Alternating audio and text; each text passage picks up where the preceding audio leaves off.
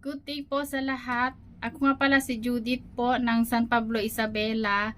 Isa po ako sa successful applicant ng CNEC Agency going to Canada. Gusto ko lang i-share sa inyo yung journey po ng aking pag-a-apply. Last year, June 2022 po ako nag-submit ng aking application sa CNEC Agency. After 2 months, by September 2022, na-interview na po ako. First interview ko po, at yung first interview na yun ay siya na yung nakaselect sa akin. Pero hindi po ako kaagad nagpirma ng kontrata kasi nung January lang sinend ni Sir Leon yung aking contract para magpirma. Kasi after ako na-interview ng employer last year, meron po siyang inayos na paperworks at natapos na ayos niya lang po nung December 2022, kaya nung January lang ako nakapagpirma ng contract.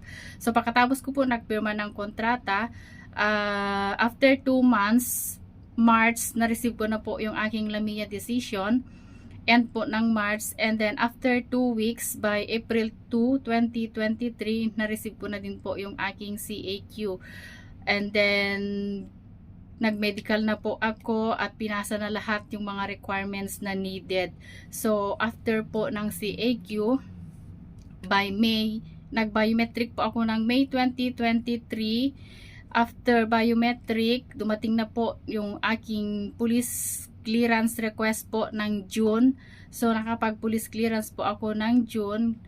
Pero dalawa po yung police clearance kasi na hiningi sa akin, Hong Kong at Malaysia, kasi nagtrabaho po ako dati sa Malaysia. So, yun po yung nagpatagal sa aking application o pagkakaroon po ng visa, kasi 2 months po bago ko nakuha yung police clearance ko sa Malaysia. Nung last month ko lang po siya nakuha, at nung last month lang din po namin na i-upload ni Ma'am Emily. So after 7 days lang po ng pagpasa namin ng Malaysia clearance ko, dumating na po yung aking PPR, and yes, meron na po ako ngayong visa.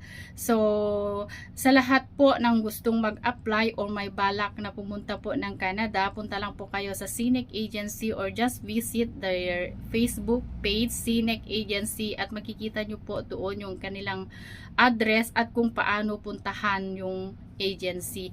Thank you so much, Ma'am Emily and Sir Leon, for your help, especially po sa aking family, friends, and relatives, especially sa help ninyo sa akin at sa tiwala.